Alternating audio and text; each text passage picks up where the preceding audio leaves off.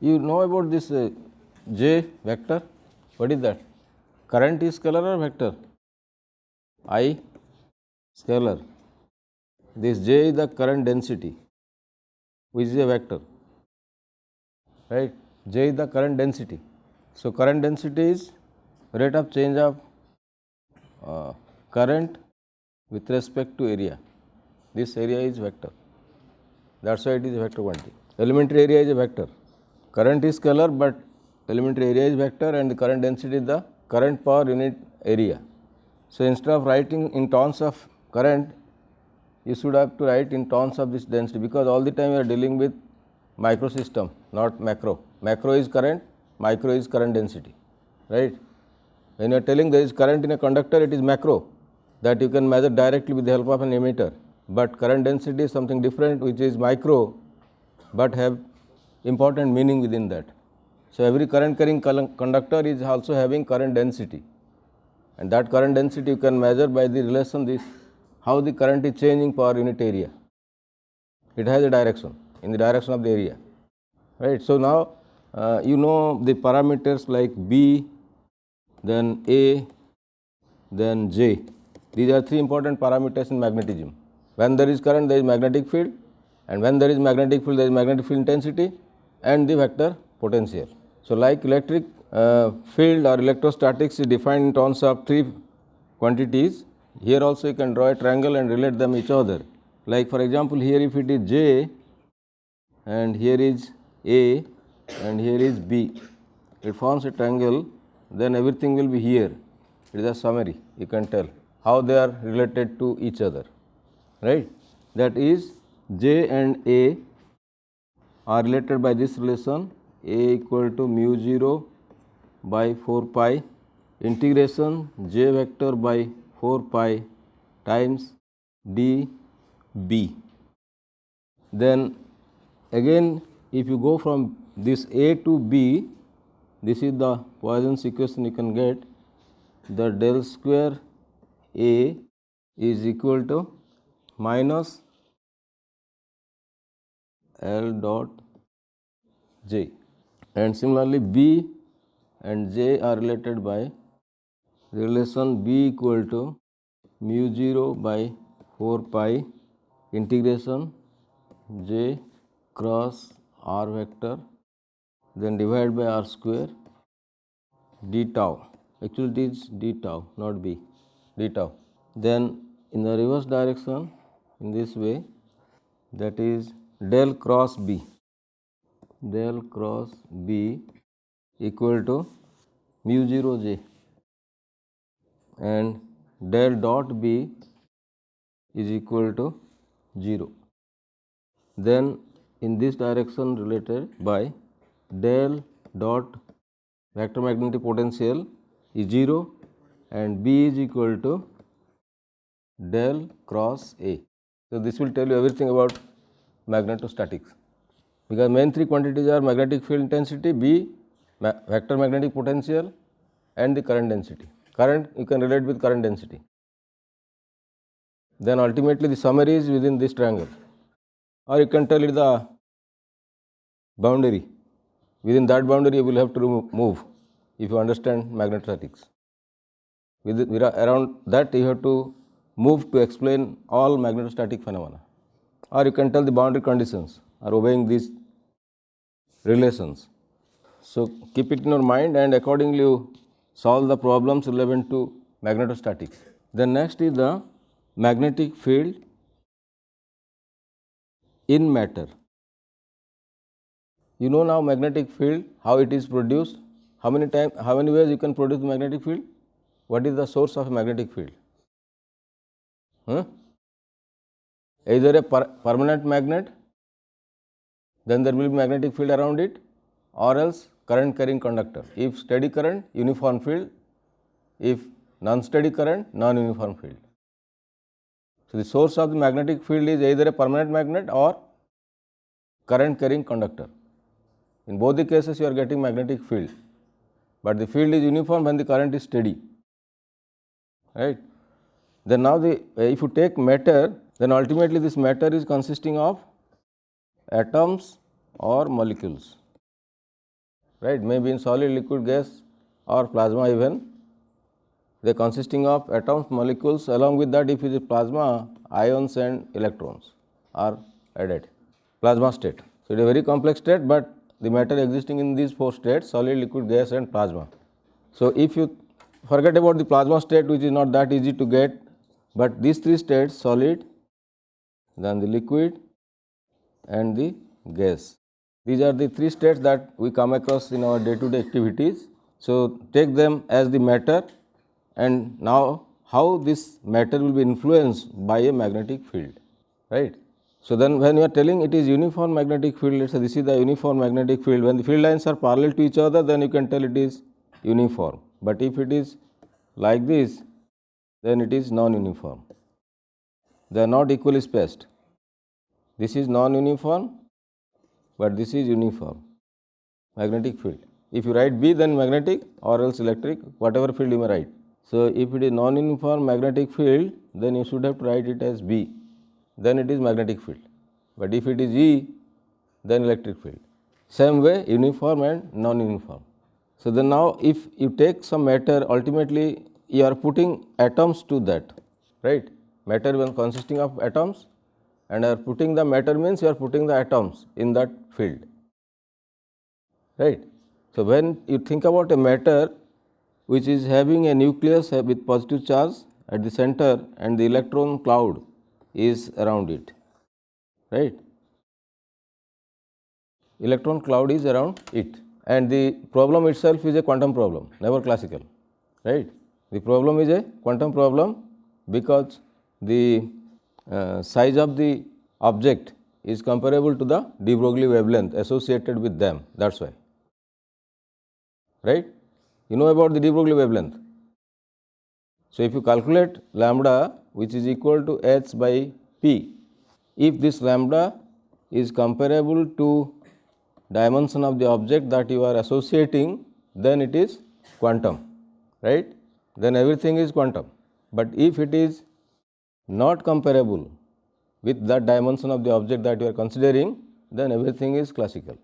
So, that will tell you whether you are in a classical region or quantum region, in what mechanics you will involve to evaluate the solution for the problem. First you decide the problem, then go for the solution. So, first to decide the problem, this is the way. What is the de Broglie wavelength of that matter, whatever you are considering, and if that matter dimension is comparable to lambda, then you can tell everything is quantum. So, in that way if you take an electron, why it is a quantum particle?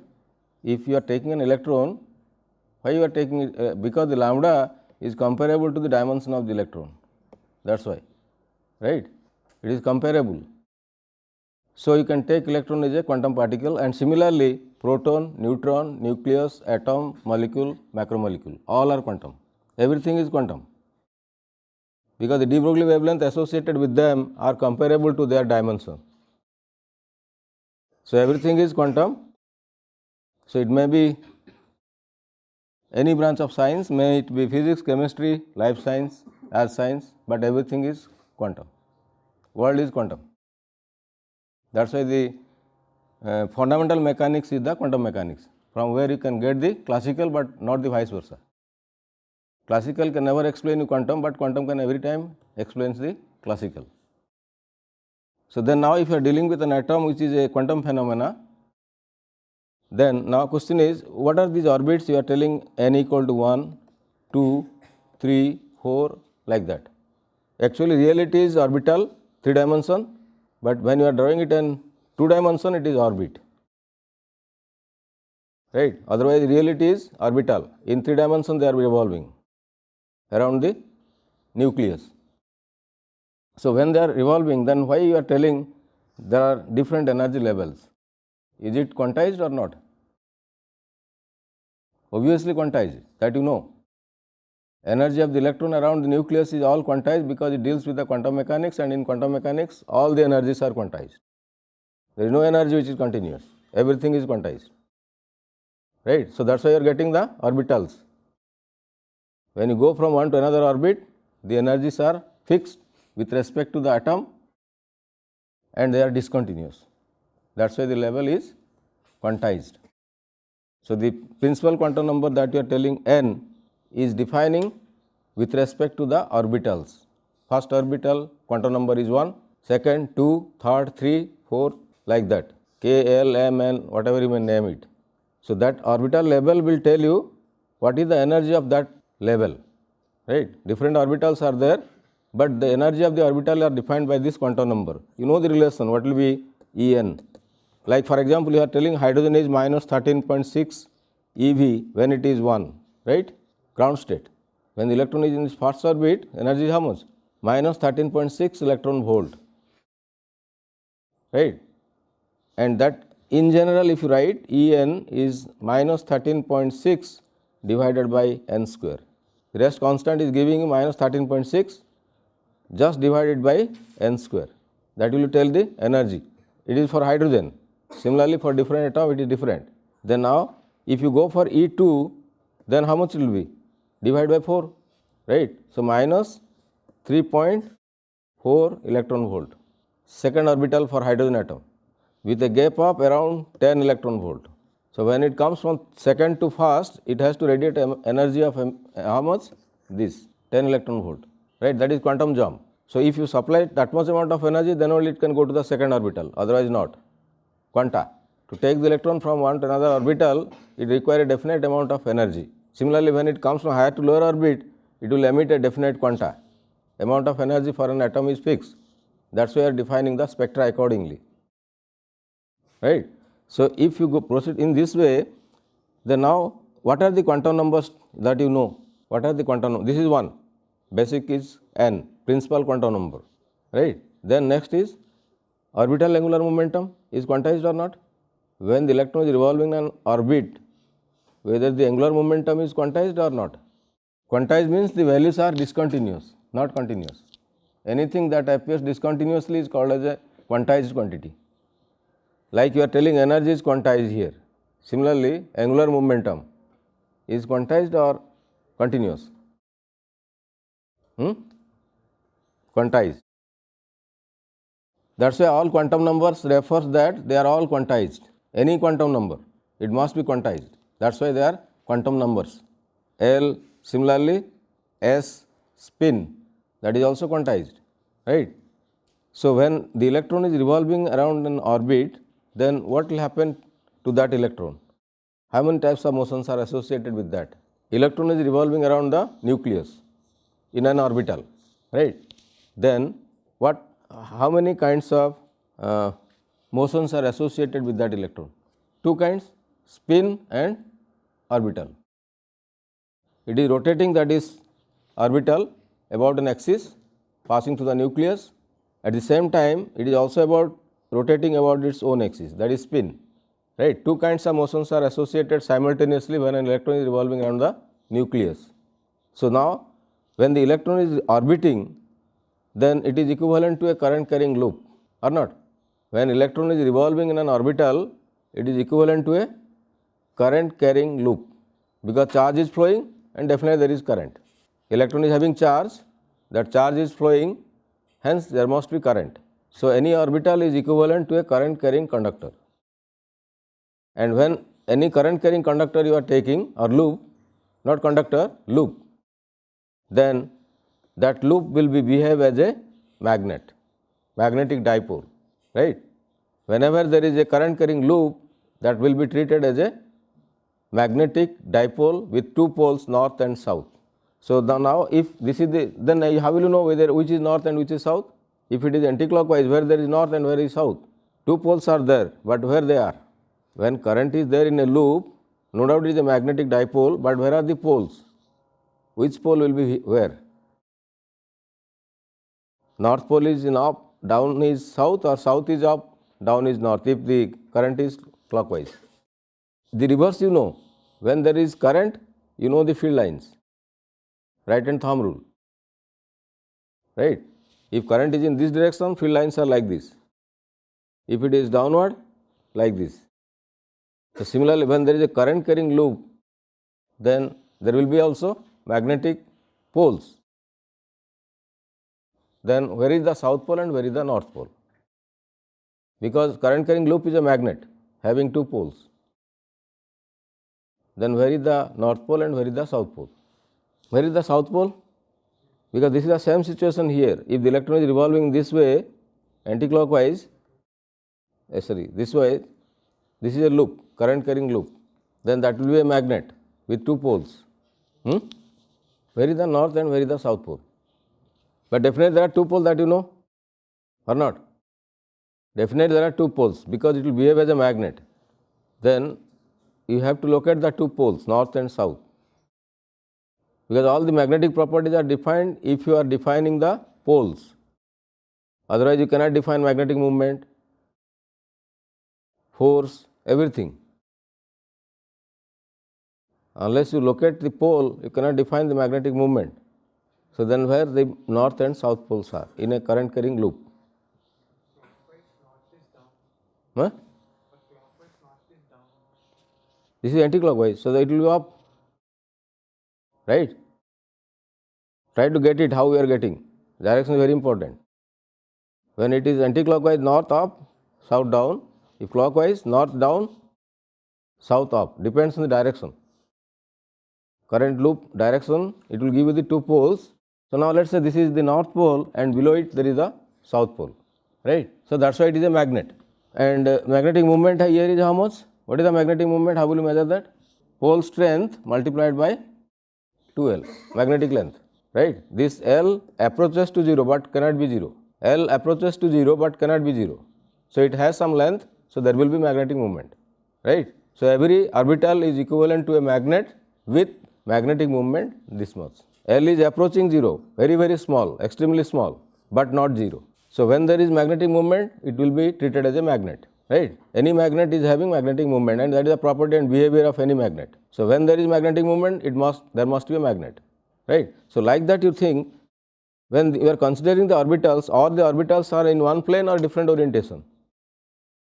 When the electrons are revolving around the nucleus, they are in different orientation or in same plane? Orientation is same or different? Different, like planetary motion.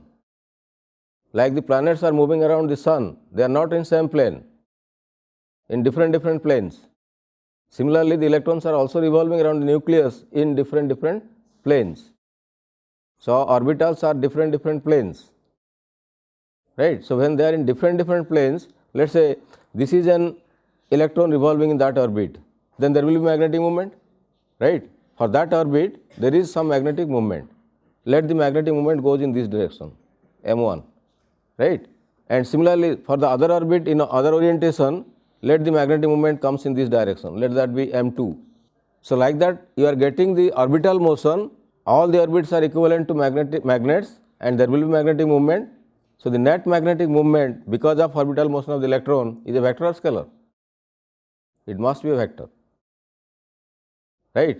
When you add all those vectors together, then the resultant is the magnetic moment of an atom.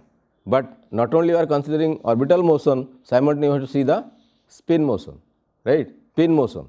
So when the electrons are spinning about their own axis, they are also spinning, right? So when there is spin motion, that is also create magnetic momentum. So altogether you have to add them all. Then finally you can take atom is a magnet with magnetic moment. That's why the atomic, you are writing each and individual atom as a dipole, symbolized by north and south. Symbol for atom, right? Like electric dipoles, you are writing charge plus q minus q. In magnetic dipole, it will be arrow. Arrow indicates north pole, other one is south pole. Therefore, each and every atom is a magnet, but you cannot tell that. The reason is that if the net magnetic moment will be a zero vector, then it may happen. Then that cannot be a magnetic, or you cannot take that atom as a magnet, right? If it is cancelling out each other, net magnetic moment is 0, then it is not a magnetic atom. But if there is magnetic moment for the atom, then that will be a magnet, and that is called as the magnetic dipole or atomic magnetic dipole. Means atom is a magnet, symbolized by this arrow mark. Arrow indicates, arrow is this side is north, other side is south, right? So now you come back to your matter. So when you will come back, it consisting of atoms or molecules, right?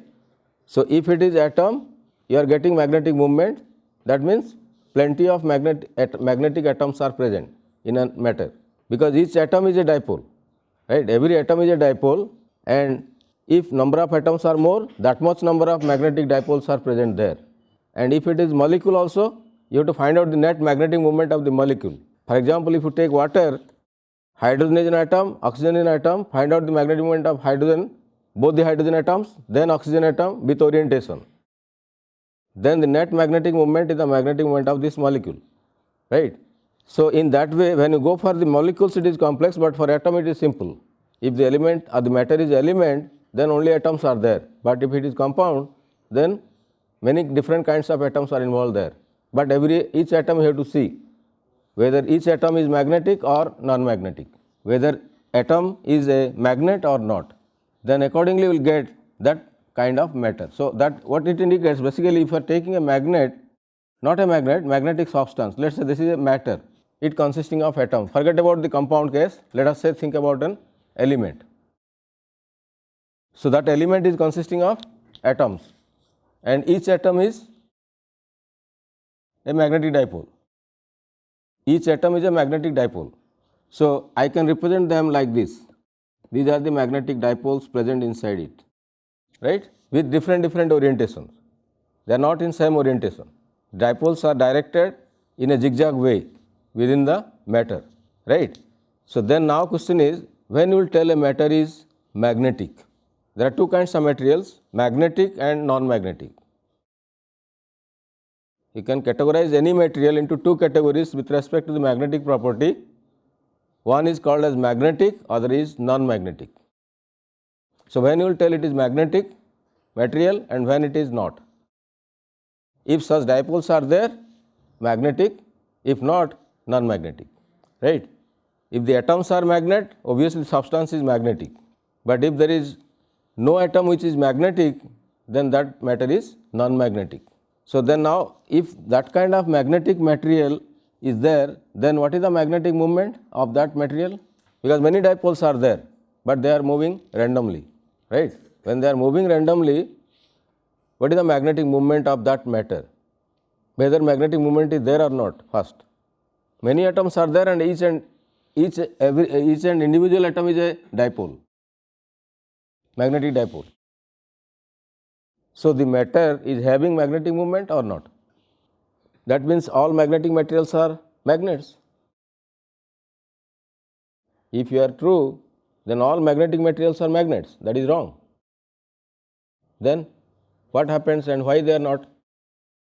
If you find the net magnetic moment of all those dipoles in the matter, right? Each individual has magnetic moment, that is vector. But when you find the sum of all those magnetic moment of all the atoms present there, and the net magnetic moment is a zero vector, that means they will form a closed polygon, vector law, right? They will arrange in a closed polygon. Many such closed polygons are arranged, but for any polygon the net magnetic moment vanishes, so ultimately it is vanishing, right. So the net magnetic moment is zero, means it is not a magnet. So long as there is no magnetic moment, you cannot tell it is a magnet. It may be a magnetic substance, but not magnet, right. Magnetic substance is different from magnet, and magnet's property is magnetic movement. If there is magnetic movement, obviously that is a magnet. If not, cannot be.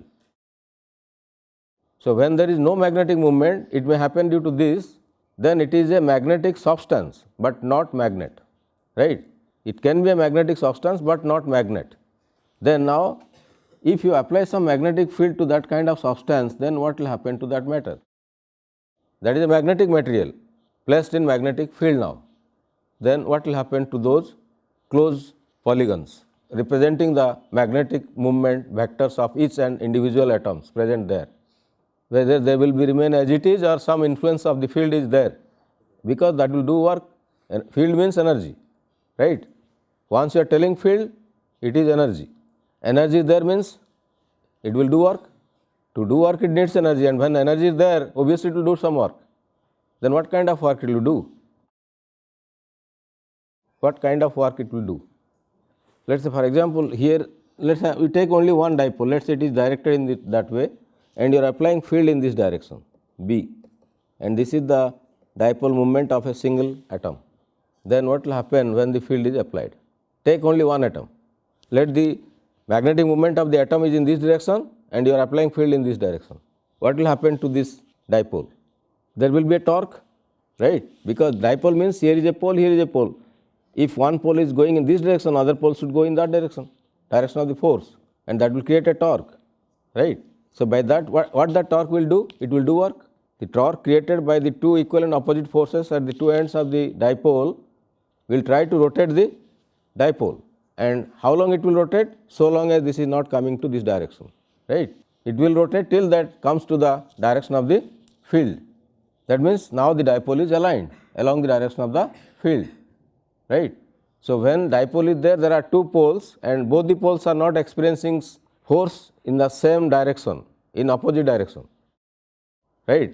If this is north, it will experience the force in that direction, south pole will experience force in the opposite direction. So it is a couple, equal and opposite force, because pole strength is same.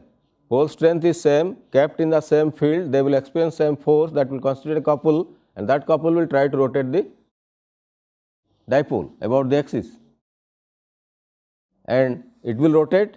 Why it will rotate? Because the energy is not minimum, right? This system's energy is not minimum.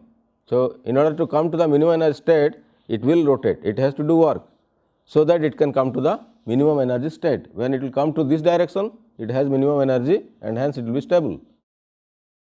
So long as it is not coming to that, it will continue to rotate.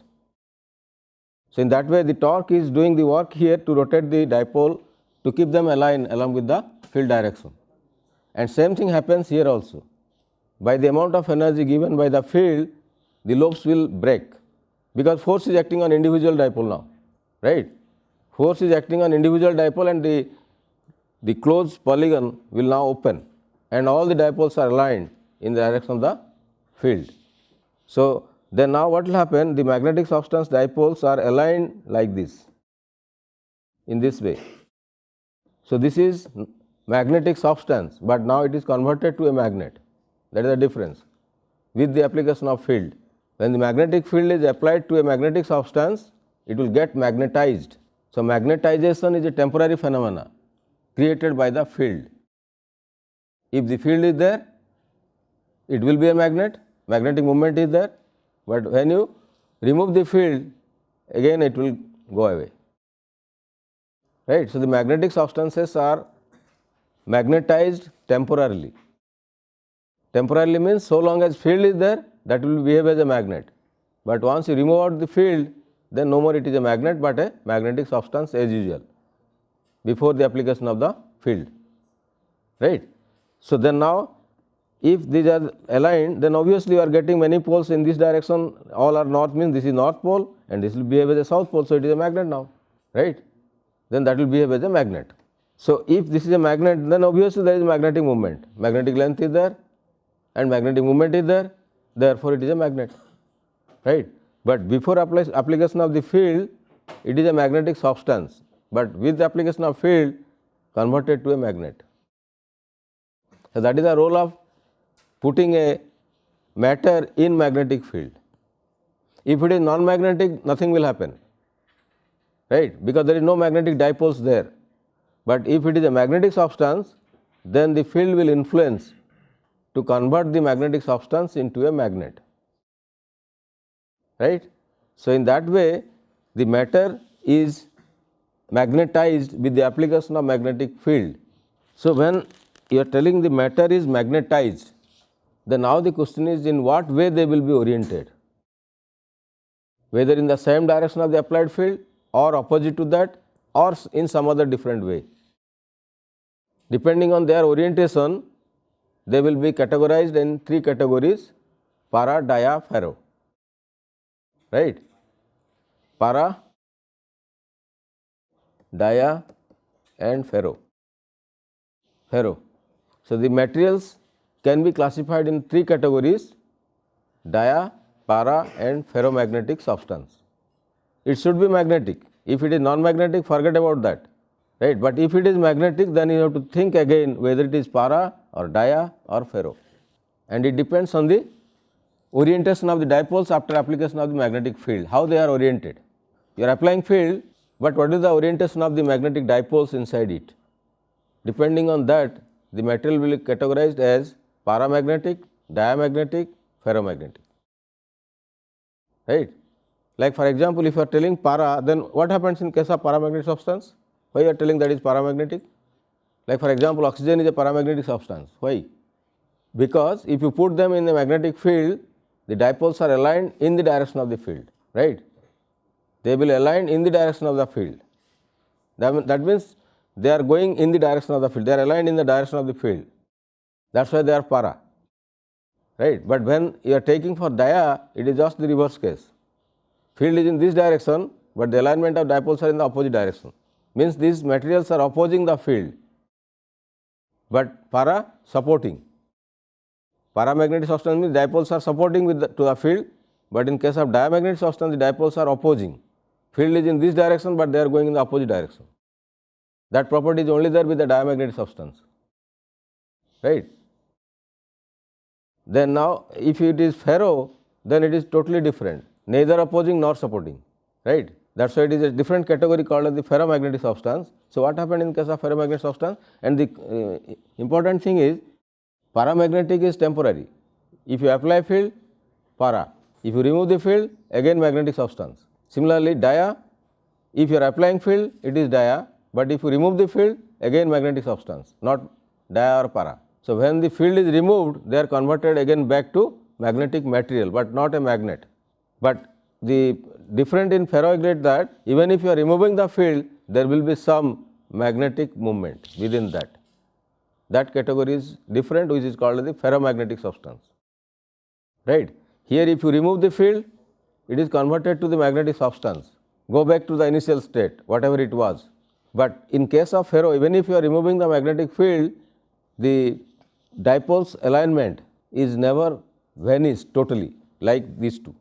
There is some remnant polarization, it will remain inside the magnetic material, right? It is totally not eliminated, some part will remain, and that category is called as ferromagnetic substance. And under this basically your iron, nickel and cobalt, they are having that property, they are ferromagnetic substance. The word comes from iron, ferro is iron, that is why it is named as ferromagnetic. Iron is possessing that kind of behavior, which is ferromagnetic substance. Like that, nickel and cobalt also shows the same property, that is why they are ferromagnetic materials, right. So, then now if you go for the, you can tell if there is a magnetic field and you are putting a paramagnetic substance within that, then they will be aligned in the same direction. But if you take a diamagnetic substance, then they will be arranged in the opposite direction. Then what is the difference in the ferro? Neither they are directed in the same direction or in the opposite direction. So, where the dipoles are then? Where they will go with the application of the magnetic field, and that why then it is different than these two. Here it is one opposing, other is supporting, but here neither supporting nor opposing, it is totally behaving in a different way, that is why it is named as ferro. Then what way they are behaving? What kind of arrangement is there in that kind of materials? What way they will behave, arrange? No, then why not you call it as ferro, sorry, para? Why it is a different name? Name has some meaning. If it is behaving the same way, then you should call it as para. Why you are calling it as ferro? Because there is some difference. Then what is that difference? Here actually what will happen in this material, you are getting some regions in this way, right, like mosaic. You might have seen the mosaics. So, within one region they are aligned, right, like this. They are aligned in one direction. But when the field is applied, they all are oriented in the same direction, eliminating the boundaries, no boundary there, right. The boundary will be automatically vanish. The whole material is converted to one type, because there is no that kind of structure, no more, it will vanish. The boundary will vanish and all the dipoles are aligned in the direction of the field, right. But if you take this mosaic, is it a magnet or not? It is a magnet, dipoles are aligned in one direction within that region. Similarly here, right. But when you apply the field here, then what will happen there? All the material itself is behaving as if it is para, all are aligned in one direction. So, means these boundaries are vanished, no more boundary. Domain, there are domains, within the domain they are aligned in a direction, but when the field is applied, there is no such domain, the whole material is one and all the dipoles are aligned in one direction like para, right. So, this domain concept is not there in para, that is why it is different. The domain concept is not there in para, that is why ferro is different from para, otherwise both are attracting, right. It is less attractive, but this is more attractive, ferro. The difference is here because there is no such domains treated to be the magnets, which are there only in case of ferro, but not in case of para, and that is the reason why they are called as ferromagnetic substance, and all those materials are having that kind of behavior. So, in this case, even if you are removing the field, there is still some magnetic field because domains are magnets. The tiny domains are treating as a magnet, right. So, suppose for example, this net magnetic moment is in this direction, this is in this direction, this is in that direction. What is the net magnetic moment? It will be there or not? That is the magnet, right.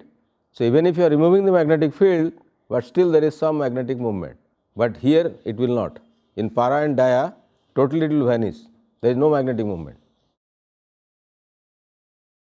So, this is the property at the atomic level, how the magnetic materials are behaving, dia, para and ferro, and that is the reason why when you are taking a magnet near a paramagnetic substance, it will attract, and similarly when you take a magnet near the ferro, again it will attract, but when you take a diamagnetic substance, it will repel, right. If you take paramagnetic substance, then it will attract. Attract means why then attracting? Why not repelling? Why paramagnetic substance is attracted by a magnet? What happens there? So that you are telling, if this is a, let us say this is a magnet, permanent magnet, north and south pole are here, and you are putting here a paramagnetic substance, then it will attract or repel. There is a magnet, so there is magnetic field. Now, paramagnetic substance is within the magnetic field. So, by that field, there is interaction between magnet and the magnetic substance, then in what way that substance will behave? It will convert it to a magnet definitely, right. This paramagnetic substance is now converted to a magnet with the presence of the field there. So, then now if they will be, suppose here is the south pole and here you are getting north pole, then what will you get? They will attract or repel, but if opposite, they will repel, right. So, in the similar way, you can think why this is attracting and this is repelling. Repelling means on the same side you are getting same pole, they will be aligned in such a way that the same pole will go to the same pole side, then they will repel. That happens in case of diamagnetic substance, but in case of para, opposite pole will come. If here is south, here will be north, then there will be attraction, right. If there is south, north, if there is north, there will be south. They will be aligned in such a way, that is why they are named separately called as para, and they will attract. And similarly, when you take a ferromagnetic substance, they will attract or repel. Ferromagnetic substance is attracted, right. So, these two are attracting, but this is very weak attraction, this is very strong, right, very strong, this is very weak, both are attraction, but this is all the time repelling. So, diamagnetic substance will repel by the magnet, but para and ferro are. So, remember how to calculate this torque. Torque is represented by N equal to pole strength times B, that you know, torque created on the dipole or magnet. You can take magnet or magnetic moment. Magnetic moment means a magnet. So, with the application of field B, there will be torque, and that will be equal to M cross B. M is the magnetic moment of the dipole and B is the magnetic field strength. So, there will be torque, and that torque will do the work to take the electron in a definite orientation, right. Then what will be force due to a current carrying conductor, that you know? How much is the force?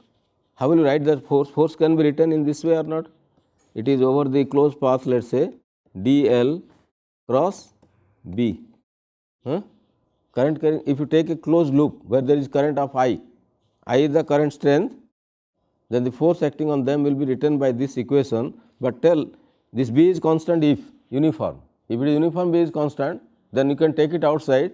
So, I times B integration over the length for this loop, then this will be how much? 0, because from where it starts ends there. There is no source, right.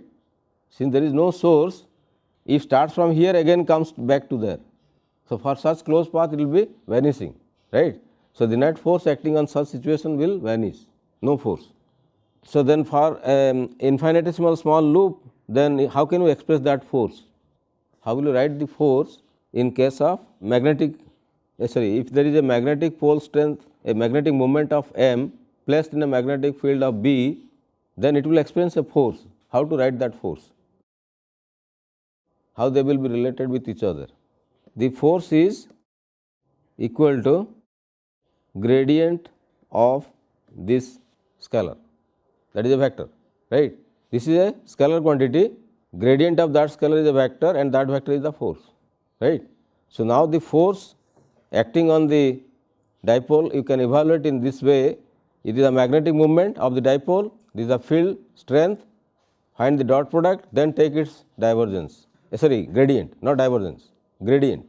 Gradient of this scalar is the vector, that is the force acting on that dipole. So then now if you write, what you can write now, magnetic moment now can be explained or expressed in terms of what? You know the relation B is equal to mu 0 H or not? You know this relation? B equal to mu 0 H. What this mu 0 is? H is? What is the difference between B and H? Both are magnetic field related. Both are related to magnetic field. But here you are writing B and here you are writing H. And of course, they are related by this relation. Then what is this H and what is this B? H, actually field strength is H. If you take a magnetic field, you should not write B unless there is a medium, material, right? Suppose for example, you are writing like this, there is a field, then it should be represented by H. But when you put a material here, inside it you cannot write H, that will be B, right? That means magnetic induction or the magnetic material is induced, and when there is induction, then you can tell it is magnetic field induction. So that is your B. So the strength of the field and B are related by this parameter mu 0. If it is vacuum, if it is not, then it is mu. And similar way, mu is equal to mu 0, mu r. Like epsilon equal to epsilon 0, epsilon r. Here it is mu equal to mu 0 into mu r, right? Then, so now in this way if you write, remember this M can be written as this relation times H. This is an important relation. Magnetic moment is equal to, this is called the susceptibility of the material, chi m, susceptibility. Susceptibility is susceptibility times strength of the magnetic field, and this is because of induction. If there is B, there will be magnetic moment, and that magnetic moment can be related by chi m times H, right? And this is the susceptibility of the material, what kind of material you are taking. For example, if you take para, it is positive, but for dia it is negative, right? The susceptibility for diamagnetic material is negative, but for para positive and ferro positive. That's why they are attracting, para and ferro, whereas dia is opposing, right? This susceptibility will tell the characteristic of the material, what kind of material you are having. If susceptibility is positive, it may be para or ferro, but if it is negative, then it will be dia. So actually you can derive the relation there. So what will we write now? This B can be written as mu 0 times, you see, when you are taking a magnetic material, it will be treated as a magnet also. If you are taking magnetic material, then it will create a magnet, and that magnet also is having magnetic field. You are applying a magnetic field having strength H, and this is treated as a magnet, it has its own magnetic field. Then both the fields should be added, then how much it will be? It is H plus M, remember. So that's why B is the sum of both, right? When a material is put in the magnetic field, it should follow this equation, because the material itself is a magnet, it has its own magnetic field. So the magnetic field induction B must be equal to applied field and field created by them itself. So they are joined together. Then now if you write this in, then how much you can write what? So thus we can write what is your B, but remember one thing is, this B is all the time proportional to H, because this M is proportional with H. Magnetization is depending on the field strength applied.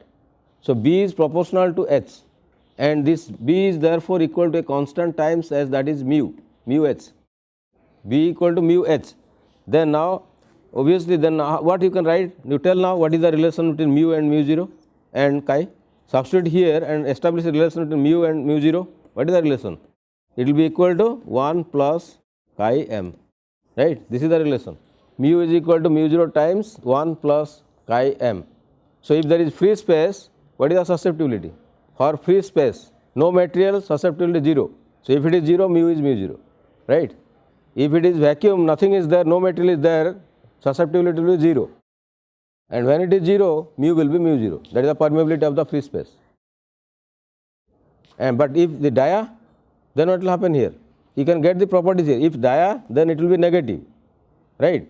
So, then mu is greater than mu 0 or less than mu 0. If this chi m is the negative value for dia, then 1 minus that thing, less. So, mu is more or mu 0 is more?